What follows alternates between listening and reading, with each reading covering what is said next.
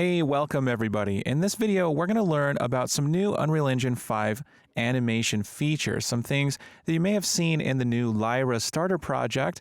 And if you were scratching your head, we're going to go over some of those things in this video. So if you looked at the Lyra starter project and you saw something that looked like this in the animation blueprints, where there are these strange purple nodes called Linked Anim Layers, and you're like, what are these? And you may have even double-clicked and seen that there wasn't much here, and you're not quite sure how that works. We're going to talk about those things in this video. Essentially, we'd like to be able to use other animation blueprints in our main animation blueprint. So we have ways to link other animation blueprints so that way our animation blueprint doesn't look super messy and out of control.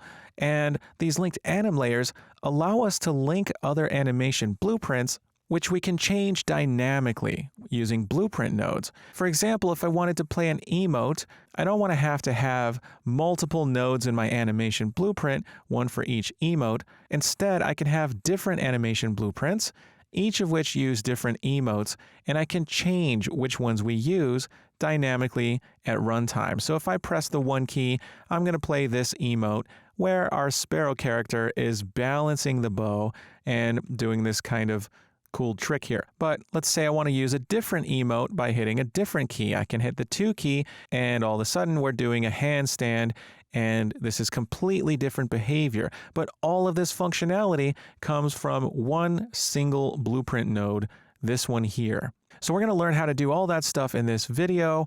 So let's get started. This video is made possible by these patrons, with a special shout out to new patrons Michael Lang, Carlos Jimenez, Mark, William Dolans Ribeiro, Marcus Jarl, Daniel Bryan, David J. Harmon, Minsk, Hank Agrippa, Killian Pitikaris, and K-Ram. Thank you all very, very much for the support. Alright, so say we have some project, and as we're developing, we have our animation blueprint getting larger and larger. So here's my animation blueprint, and it's going to be more and more complex the more features I add to this game. And if you have any experience doing animation blueprints, you know that this can become a mess very, very quickly. But we actually have lots of tools that we can use to make our animation blueprints not only more organized, but more efficient, more performant, and more versatile. Now, in Unreal Engine 5, this is very commonly done by using multiple animation blueprints for a single character. If you take a look at the Lyra project, you'll see lots of nodes referencing other animation blueprints, and there are ways to change between the different animation blueprints based on gameplay logic. And you'll also notice that the Lyra event graph is empty because it doesn't use the event graph. Because if we're using multiple animation blueprints, it's a good idea not to do things in the event graph, but instead to do them asynchronously. You see, there's a better way to set all of our variables rather than using the event graph. Instead, animation blueprints have a function that we can override.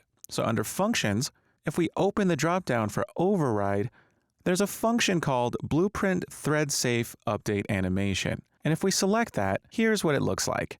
It even has access to delta time, which we can access from within the event graph by simply searching for delta time. And we can get the delta time variable here. Now, the difference between this function and the event graph is that this function is multi-threaded. So if we're using multiple animation blueprints, each of which have their own event graphs, these Blueprint Thread Safe Update Animation functions will run in parallel, which means at the same time. Now, if we're running multiple functions in parallel, they have to be thread safe, as each function runs on a separate thread of execution. But if we make sure that what we're doing here is thread safe, then we have better performance, because otherwise, using multiple animation blueprints for a single character runs each of their event graphs one at a time, and this can become a bottleneck. So here's how we can set all of these variables in our animation blueprints event graph in Blueprint Thread Safe Update Animation instead to gain some performance. And then once we go about using multiple animation blueprints, all for the same character, they'll be more optimized and we won't have bottlenecks. So as you can see in my event graph, I have a sequence. And for each part of the sequence, I'm setting various variables and performing certain calculations, and I'd like to do these in the thread safe function instead. So to make that easy, I can collapse some of these things into their own functions. In this particular part here, I'm setting my animation blueprint's velocity variable as well as ground speed, which I'm getting from my movement component variable, and I've set that up here at the beginning of the event graph. So if I take these nodes and right-click and collapse them to a function, I can call this simply calculate ground speed, and of course we're calculating velocity here as well. Now, I'd like to call this in the thread-safe function, blueprint thread-safe update animation, but if I drag this in here and connect it and compile, I get an error. And that's because we can only call thread-safe functions in blueprint thread-safe update animation. And if I go into calculate ground speed, I can see here, this is what I'm doing. And one of these things here is accessing the movement component and getting the velocity. Now, this is not the way to do things in a thread-safe manner. There's another way that Unreal Engine 5 introduces. So here's how we go about making this function thread-safe. We go to Blueprint Thread-Safe Update Animation, where we're calling this function. And in the Details panel for the function, we scroll down, and there's an Advanced drop-down. You have to expand that and check the checkbox that says thread-safe. Now this function will be thread-safe. But now when I compile, I get a different error. If I go back to the function itself, I see that I'm accessing the movement component and getting the velocity from it. This is not a thread-safe operation because the movement component has properties that are changing all the time. Velocity is one of them. And if we have multiple functions running in parallel at the same time, and they're all accessing values from the movement component, since these things are asynchronous, they might not all agree on the values that they're getting. So what Unreal Engine does to make these things thread safe is it creates a proxy of these values, essentially a copy of what those values were before running these thread safe functions. And we can access those proxy values instead. So if we're updating properties and getting values from variables, we'll be accessing the proxy, and we do that by right-clicking and typing property access. And we get this property access node. And it has a drop-down that says bind. And if we click that, we suddenly have access to our variables, such as the character and the movement component. And from the movement component, we can access values that we would get if we called these functions, but we're not actually calling the functions. We're getting values from that proxy I was talking about. So if I hover over movement component, the one with the arrow, and I start typing, I get a search bar at the top, and I can type velocity. And notice that there's the velocity variable down here that belongs to the movement component. If I select that, now my property access node says movement component.velocity. So we're not actually getting the movement component itself and accessing the velocity variable on it. We're accessing the velocity that's cached. And after all thread-safe functions are finished being called, any changes to these properties on the actual movement component will be used to update that proxy. So instead of doing what we did before, we can simply use this property access node and set our animation blueprint's velocity variable to this instead. Now if we compile this, we see that our thread-safe function no longer has any errors. And in Blueprint Thread-Safe Update Animation, we're calling calculate ground speed, and now this function can run in parallel with any other animation blueprint's Blueprint Thread-Safe Update Animation. So now that we've made our calculate ground speed function thread-safe, let's look at our event graph and see what else we're doing here. We have these nodes where we're getting our movement component again, getting its current acceleration, and performing some logic checks to set a Boolean called shouldMove. I can highlight these nodes and collapse them to a function, and I'm going to call this calculate shouldMove. And I can select this function.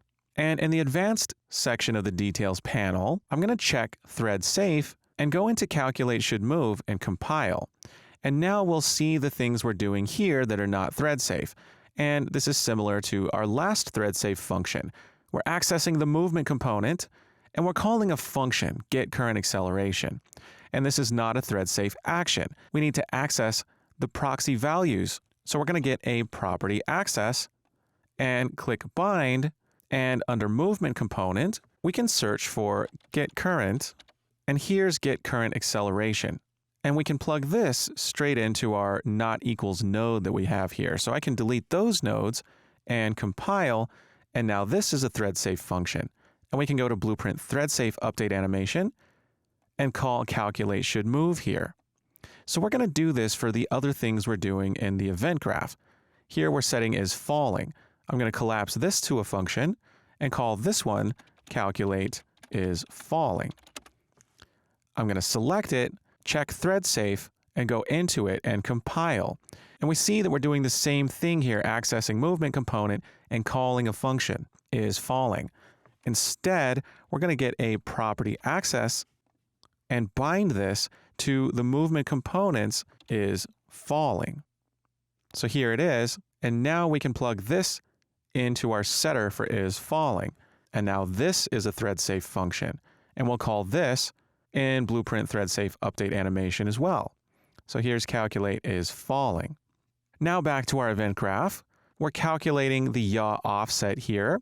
I'm going to go ahead and abstract this away into its own function. So collapse to function, and I'll call this one calculate yaw offset.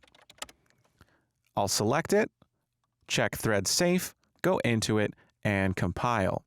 And here, the first thing we're doing is we're getting the character, getting the base aim rotation, and setting our base aim rotation variable. So instead, I'm going to get a property access and bind this to character get base aim rotation. So here it is, and I'll plug that into the base aim rotation here, and compiling, there's no more error there. And now this function is thread safe, so we'll go to Blueprint thread safe update animation and call calculate yaw offset and compile. Back to the event graph, I have my turn in place function. Now this one's a little bit more complicated. We have several nodes, and we want to make this function thread safe. Now I'm going to select turn in place in the My Blueprint panel. I can select it from here and check thread safe and compile. And now we see the errors where we're doing non-thread safe operations, such as getting the character and calling get actor rotation. So here I'm going to get a property access node and bind it to character get actor rotation. So I'm going to search for that, and here it is right here. And plug that into my moving rotation variable, and now I can compile. There's no more errors there. But we're doing other things here, such as getting actor rotation down here. So that's the same thing I'm doing here. So I'm going to duplicate this property access node and use it instead of getting the actual character variable and calling that function. And now this function is Blueprint thread safe, and we can call this in Blueprint thread safe update animation. So here's turn in place. We're going to call it there and compile. Now this Blueprint thread safe update animation function is calling these thread safe functions, and our event graph now no longer needs to execute this sequence. In fact, we can even get rid of our delta time x, which we're storing every tick of Blueprint update animation. But we're using delta time x in our turn in place function, which means we should go over here to where we're using it. And since we're not going to set this in the event graph anymore, we should add an input to our turn in place function. So I'm going to do that. I'm going to click plus inputs and call this delta time.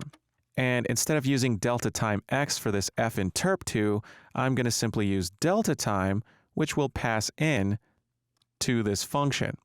So I can compile that and go back to Blueprint thread safe update animation. And as I mentioned, we can access delta time here. So we can get delta time, not delta time x, that's a variable we added to this animation blueprint, but delta time itself is the actual delta time we have access to in this function. And now in the event graph, we can simply delete that delta time. We actually don't even need it as a variable anymore. I'm going to delete it from the My Blueprint panel. And now the event graph doesn't even need Blueprint update animation. I'm going to delete that, and this sequence with all these function calls can go away. I'll go ahead and highlight them and delete them. And now the event graph only does this, which is just initializing our character and movement component variables. And that happens once at the very beginning of the animation blueprint's initialization. And then we have our anim notify events as well. But the event graph is no longer updating every single frame. Instead, we're using our thread safe function, which calls all these other thread safe functions. So this is great. Now our animation blueprint is capable of updating its properties in a multi-threaded manner, which means if we use multiple animation blueprints here in our main animation blueprint, as long as they're all doing the same thing, there won't be a bottleneck as all their variables will be updated in parallel. Now I'm going to close out of all these functions I just made. And back here in the main anim graph, let's see how we can go about using multiple animation blueprints here. Now first I'd like to make an animation blueprint to take care of ground locomotion and of course jumping, which is our locomotion state machine that handles all the jumping here. Let's say I'd like to take all of this logic and put it all in its own animation blueprint. We can do that by going back into the content drawer and making a new animation blueprint. So I can right click, go to animation, select animation blueprint, choosing my sparrow skeleton and clicking create.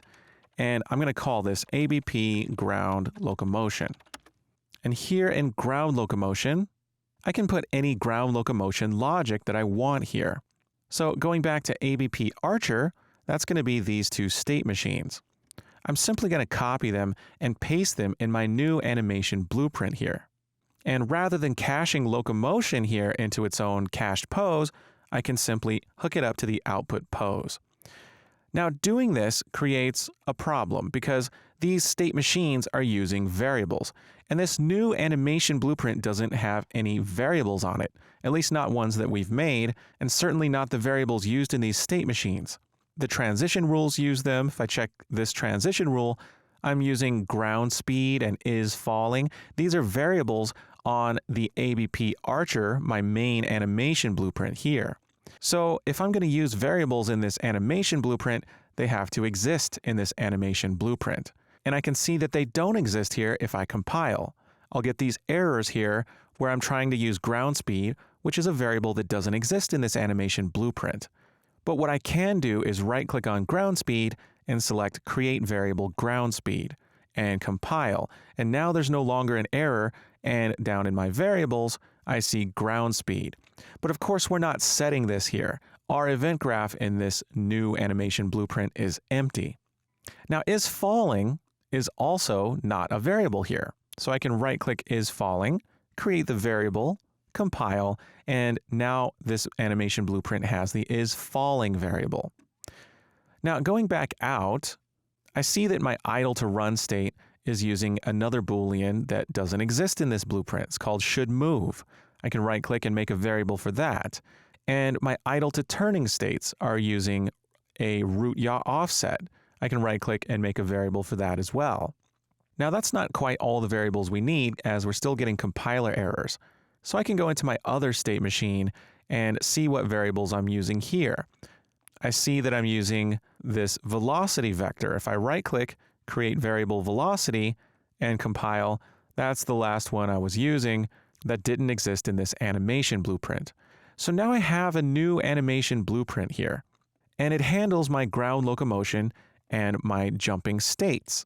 But as I mentioned, these variables that we had to add here are never actually being set in this animation blueprint. Now, if we wanted to, we could go to the event graph and place all the logic for setting these values. In fact, we could do what we just did in Archer and override the blueprint thread-safe update animation function and do it in a thread-safe manner. But really, all we'd be doing is sort of copying code from our main animation blueprint. But I don't want to do that. So just be aware that these variables are not set on this animation blueprint, and we'll figure out how to set them. If I go back to my main animation blueprint, I can actually link this other animation blueprint into this one by right-clicking and typing Linked Anim Graph. And I can get a Linked Anim Graph node. Now right here is Linked Anim Graph. And if I select this node, I can choose an animation blueprint to link. Up here in the details panel, I see instance class. And here are some animation blueprints that are compatible with this skeleton for my ABP Archer. If I choose ABP ground locomotion, now I have a node that returns the output pose for ABP ground locomotion. That's going to be the pose plugged in to the output pose. So I have these state machines, and the pose that I'm feeding into this output pose here is what we get returned from this linked anim graph, which is pretty cool. Now, as we know, this separate animation blueprint we created has variables that are never being set. So if I take this linked anim graph and hook it up to my output pose and compile and press play, I see that nothing really happens when I walk around because the ground speed isn't being updated. My jump status is falling, is not being updated. So really, it's not working. That animation blueprint needs to have its variables set. Well, with my linked anim graph node selected, we have these exposable properties. These are all the variables being used by this animation blueprint, and we can bind them. If I click bind, I now have access to all the variables on this animation blueprint, and these are being set in our blueprint thread safe update animation function. So I can use those variables that I'm setting in this animation blueprint to set the variables used by my new ground locomotion animation blueprint.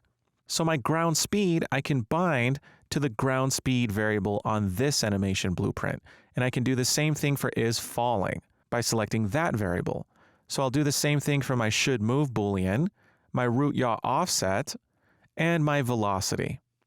But I seem to remember there's another variable this animation blueprint uses. If I go back to my ground locomotion state machine and go into run, here's my running blend space, and it's using this yaw offset. And in fact, this one didn't create a compiler error, but a warning instead. So I can right-click and create a variable for this one as well. And in my main animation blueprint, now there's a yaw offset, which I can bind to my main animation blueprint's yaw offset and compile. Now if I press play, I get all the poses. My character runs, my character jumps, everything looks great. So we're actually linking a separate animation blueprint into this one and passing values into it. And notice all of these bind actions are thread safe. So this is very optimized. Now this means I don't need these state machines in my main animation blueprint. They're now moved over to my new ground locomotion animation blueprint, which we're linking in with a linked anim graph. So I can go ahead and delete those. Now this is great, but we're doing other things in this animation blueprint as well. Here I have some logic for aim offsets. I get my root yaw offset, I get my base aim rotation, and pass in the pitch and yaw values for my aim offset here. And then I'm rotating the root bone using my root yaw offset. This is all stuff that could go into its own animation blueprint. So I'd like to make another animation blueprint to link in here. So I can go back to where I have my animation blueprints and make a new one. So I'll make a new animation blueprint selecting Sparrow Skeleton, and I'll call this one ABP underscore aim offset. And I can open this one and put my aim offset logic here. So back to my main animation blueprint, I can get these nodes and move them over. Now there's one issue though. I'm using a layered blend per bone, which requires an input pose. I have my cached locomotion state, which no longer exists anymore, by the way. So this cached pose is meaningless. I can simply delete it. And if I take these nodes here and copy them and paste them into my new aim offset right here, I can plug that all up to my output pose, and I see that I'm using two variables that don't exist in this new animation blueprint. So I can right-click on them and make variables for both of them and compile, and this compiles just fine. But as we know, we need some input poses to plug in here. So where are we going to get those poses? Well, an animation blueprint can have an input pose node. If I right-click and search for input pose, I can get an input pose node. Now, if I compile this and go back to ABP Archer and link that animation blueprint with a linked anim graph node, let's see what happens. I can right-click, search for linked anim graph, and I can get a linked anim graph node and then set the animation blueprint to link Or I can choose one of these. I have the option to choose ABP Aim Offset Linked Anim Graph. And if I choose that one, I see that the ABP Aim Offset animation blueprint is already linked to it. So that saved me one step of clicking the dropdown and selecting that animation blueprint. And more importantly, notice that this Linked Anim Graph has an input pose pin, whereas my ground locomotion one does not. And that's because I added this input pose here. And I can select this input pose and even give it a name. I can call this ground locomotion because that's the pose that I need to pass in here. Now, I was using a layered blend per bone to blend the upper and lower bodies using my slot for my animation montages. But I'm not going to do that in this animation blueprint. I'm just going to cut those and paste them back here in my main animation blueprint, right here. And that's because we can't use slots in linked animation blueprints. Any slots we use have to be in the main animation blueprint. So I'm going to keep that here. And instead, in my aim offset animation blueprint, I'm going to use this input pose straight into my aim offset here. So this animation blueprint implements the aim offset and rotates the root bone. Now back in my main animation blueprint, here's my linked anim graph. I need to pass an input pose into it. And I can simply take my other linked anim graph and pass that pose straight into it. So now we have this single node instead of all these nodes, which we've moved over to our aim offset animation blueprint. So I can delete those. And now my animation blueprint is looking better. And I can do my layered blend per bone here, blending the upper and lower body. Now, since I need to pass a pose into two different locations, I can simply cache this pose from my aim offset linked anim graph. So I'm going to cache this pose and simply call this aim offsets and use this cached pose. And I'll hook it up to the slot and I'll hook it up to the base pose where we're not using that slot. And I can drag these down here, hook them up to my control rig, which goes to the output pose, and compile. So I've basically taken my ground locomotion, which was a couple of state machines, and my aim offset, which takes care of using the aim offset and rotating the root bone, and I moved them into their own animation blueprints. And I'm linking those animation blueprints here. Now, we know that aim offset uses a couple variables. If we select it, it uses root yaw offset and base aim rotation, which we can bind to our root yaw offset and base aim rotation variables in this animation blueprint. So I can click bind for root yaw offset, choose root yaw offset, and I can bind base aim rotation to base aim rotation. And now notice those exist as pins here. Now, sometimes you'll get errors because we've changed things. We've added an input pose. So when that happens, we can simply delete this linked anim graph and get a new linked anim graph, choosing that aim offset and binding those values again. So I have root yaw offset and base aim rotation, and now hooking these up and compiling, I don't get an error. So if you do get errors, just delete the node and recreate it. So now that I'm using these linked anim graphs, my blueprint is looking a lot better. And I can compile, I can press play, and everything looks and works perfectly. Now, usually the inverse kinematics implemented in control rigs is something that we can put in its own animation blueprint, and that way if we add more IK functionality, we can keep that all in its own separate blueprint. So I'd like to make one more of these animation blueprints for the control rig called IK. So I'll make one more animation blueprint, choosing my skeleton, and I'll call this ABP IK. And here all I'm going to do is use a control rig. So I can get my main animation blueprint, copy this use of the control rig, and paste it in right here. And the control rig needs an input pose, which means we need to right click and add an input pose. And I'm going to call this input pose full body. And we can hook it up to the control rig and pass that to the output pose. Now we're using this isFalling Boolean, so we need to create a variable called isFalling here on this animation blueprint, so that way that variable exists. And by the way, this doesn't have to be called the same exact thing. I'm going to rename it to falling with a question mark. just to show that this is a different variable. And back in our main animation blueprint, we can get a linked anim graph, this time choosing ABP-IK, and if I select that, here's that falling variable with a question mark, and I'm going to bind it to my isFalling variable that exists on this animation blueprint. So now with the different names, you can see that these are different. Falling question mark is the variable that exists in ABP-IK, this other animation blueprint, and we've bound it to the isFalling variable on this animation blueprint. Now if we run our pose through this, instead of using the control rig directly here, we can now compile, and we should see that everything works.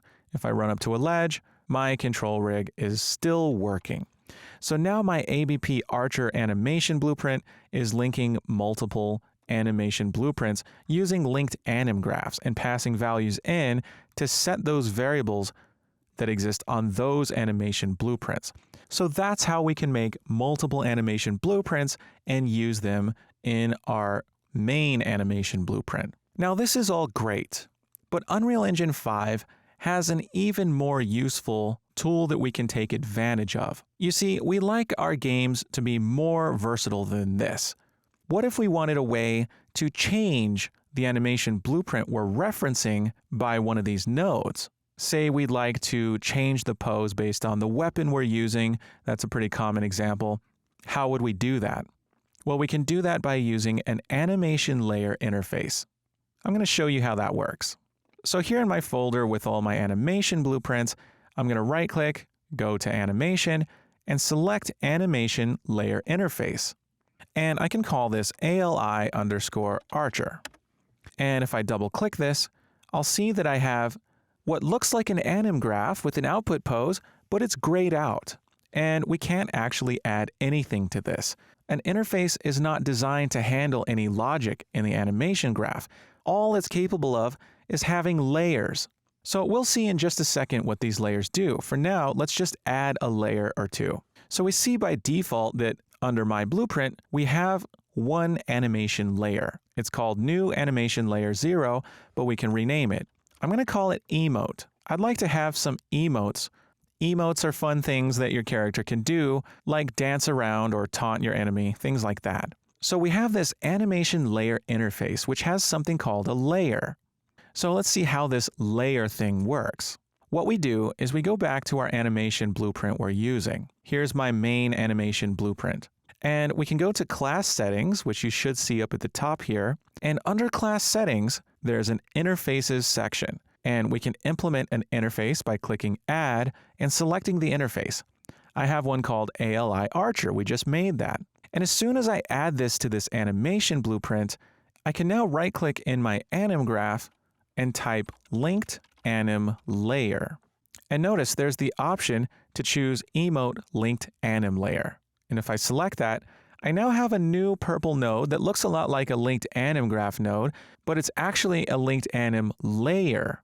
So we're not referencing an animation blueprint directly, we're referencing a layer that exists in this animation layer interface. And once I have this Linked Anim Layer here, then I can get some pose from it. But what is that pose? Well, we can create other animation blueprints that use this interface and implement this layer. So we can have 3 different animation blueprints all using this interface, implementing this layer differently for each one of them. And we can choose which one to link in the game by pressing a button, for example. So let's see how this works.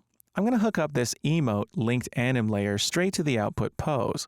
Now, if I do that and press play, I don't get any pose because we don't have any animation blueprints implementing this Linked Anim Layer. We need to make a blueprint that uses this emote layer. So what I can do is make a new blueprint. So I can go to Animation, Animation Blueprint, selecting my skeleton, and I can call this ABP Emote_1. And in my ABP Emote 1, I can implement that animation layer interface by going to Class Settings, and under Interfaces, I can choose ALI Archer. Now, as soon as I do that, look at my Blueprint panel. I have animation layers and emote. And if I double click that, I have this emote animation layer. I can choose how this animation blueprint implements the emote layer. So let's say I search for emote, and I have this emote bow balance rogue 1. By the way, this is what it looks like. Sparrow looks around and then balances the bow on the hand, which is pretty awesome. So this animation blueprint has an empty anim graph. There's nothing here. But what it does have is the emote animation layer. So this animation blueprint implements the emote layer from the animation layer interface. And we can make multiple animation blueprints that implement the emote layer differently. For example, I can make another animation blueprint, and I can call this one ABP underscore emote underscore 2. And in this one, I can go to class settings. I can implement the ALI Archer interface. And now that I have the emote layer here, I can implement this with a different animation, such as this emote handstand. So if I double click this, this is what the handstand emote looks like. Pretty cool. So now I have two new animation blueprints, both of which use this animation layer interface. And as soon as we implemented that interface here, we have the emote layer. So emote 1 uses that bow balancing animation, and emote 2 uses the handstand. Now our ABP Archer just uses the emote layer, and it doesn't know which animation blueprint to get that layer from. So the last piece of this puzzle is linking a particular layer to this emote linked anim layer used in our main blueprint. So to do that, I'm going to go to my character blueprint. And here in my character blueprints event graph, I'm going to use a keyboard key press. So I'm going to search for keyboard and use the 1 key, and I'm going to link a particular animation blueprints emote layer to my currently used animation blueprints emote layer. So here's how I do it. I have to get my mesh, and from the mesh, I can search for Linked Anim class layers. And this node takes an anim instance class reference. And I can choose an animation blueprint, such as ABP emote 1. So if I press the 1 key, we'll link the animation layers used by emote 1 to our current mesh. So if I press play, I have no animations, right? All we have hooked up to the output pose is that emote linked anim layer. But if I press the 1 key, it doesn't work because I probably have to come back and delete my emote linked anim layer and make another one. So I'll go ahead and get a new one and plug it in. And this happens because as we change the way these layers are implemented in other animation blueprints, we have to come back here and update this node as well. So that'll happen. So if I go ahead and press 1, now I get that emote, and she's balancing, and it looks great. So we basically have this single linked anim layer node here, which is implemented differently in two different animation blueprints.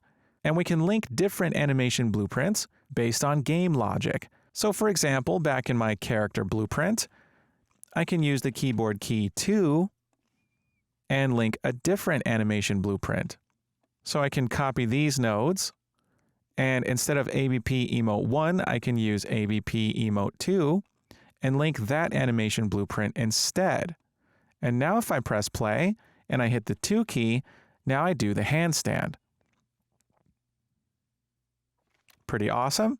So the animation blueprint is now much more versatile, as game events can change which implementation of this emote linked anim layer to use. Now, if I still want to use the rest of my animation blueprint, I can take this emote linked anim layer in my animation layer interface and add an input pose to it. So selecting it under inputs down here in details, I can click plus, and I now have an input pose. I can simply call it inPose and compile, and back in ABP Archer, now this has an inPose and I can plug my pose straight into it. And I'm going to go ahead and right click and refresh the nodes so we don't have to delete it and recreate it like we did. Now since this emote layer takes an input pose, that means our ABP emote animation blueprints in their emote layer implementation, they have input poses as well. And if we wanted to, we could use them here by running through a whole bunch of complex anim graph logic, or we could simply not use them. And these animation blueprints will have the implementation of just playing this particular animation. And that's what I want. But our main animation blueprint also has its own default implementation of the emote layer. And for this one, we can simply plug in the input pose. So essentially, when we don't have an animation class linked to this layer, we'll just have our default input pose passed through. But as soon as we link an anim class, such as we're doing here, then we'll get those implementations of that emote, essentially overriding it.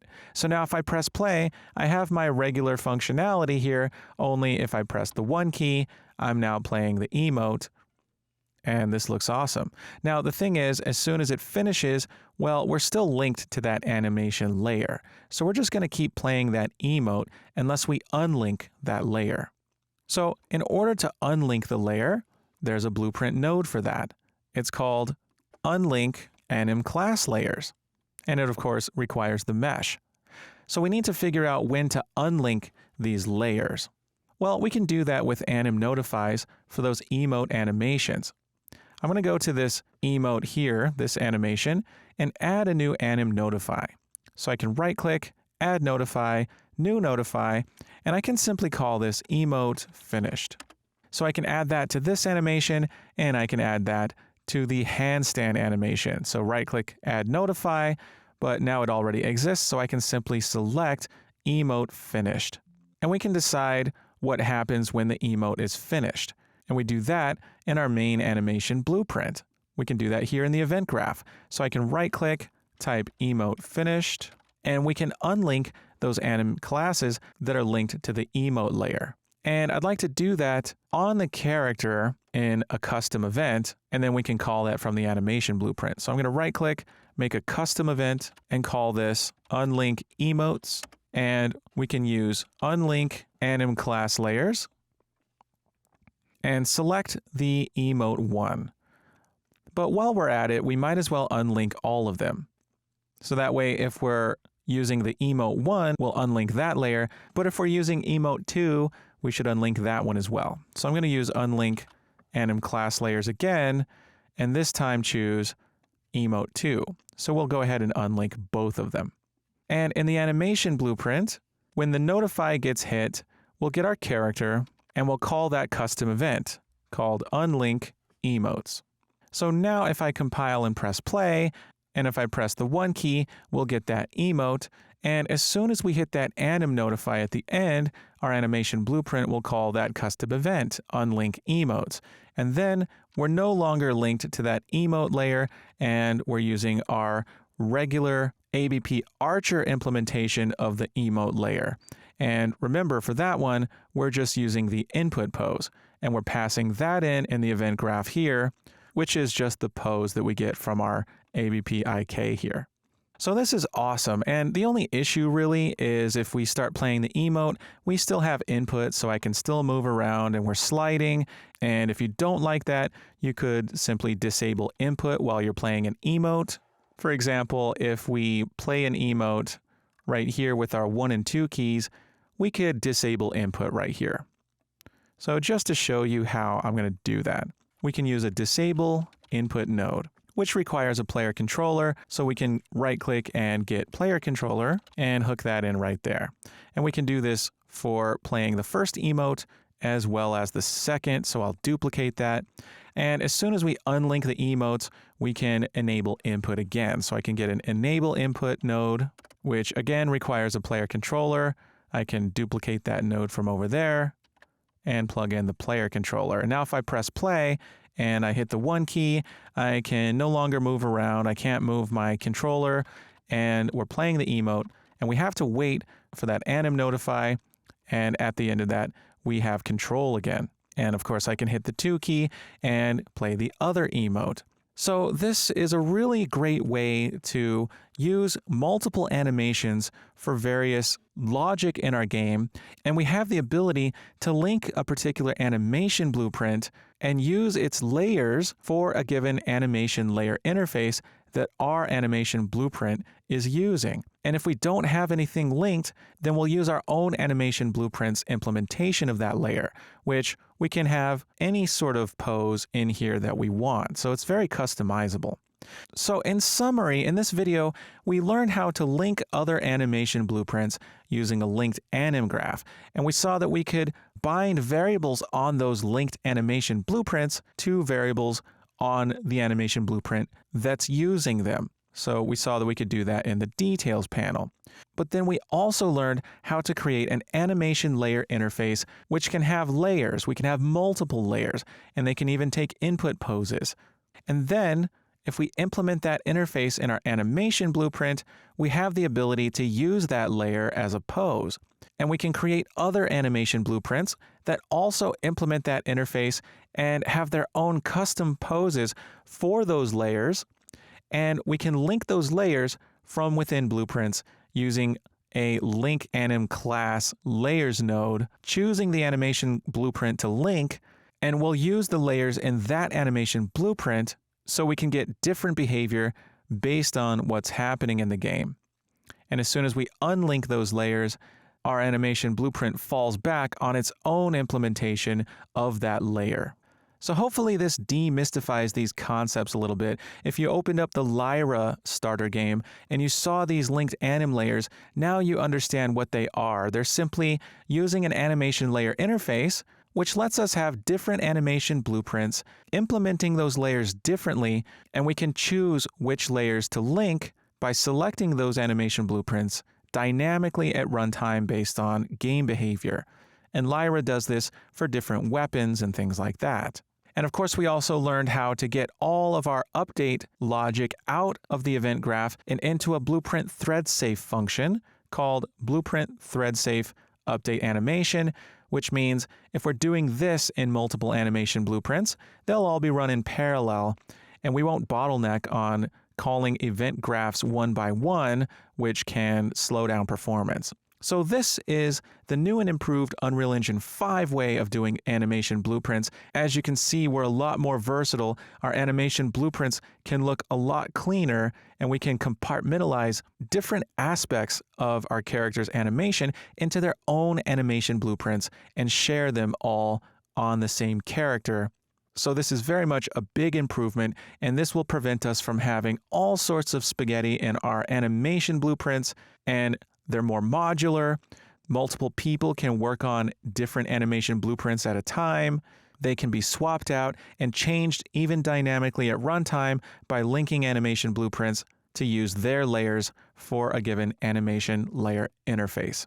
So I hope you enjoyed this video. Hopefully now you're inspired and thinking of all the cool things you can do with your animation blueprints using animation layer interfaces, linked anim graphs, and by optimizing your blueprint update logic so that you're no longer doing things in the event graph, but now doing things in a multi-threaded, thread-safe manner. So if you like this video, go ahead and like, subscribe, hit the bell for notifications, and if you want early access to these videos a day in advance, go ahead and join my Patreon, where you also have the option to get early access to my new Unreal Engine 5 C++, the Ultimate Game Developer course, which goes over tons of Unreal Engine 5 new stuff, such as these new ways to do animation blueprints, open world, motion warping and using root motion in animations, and so much more. It's an RPG-based project. It's made for beginners who understand the basics of C++ and who want to understand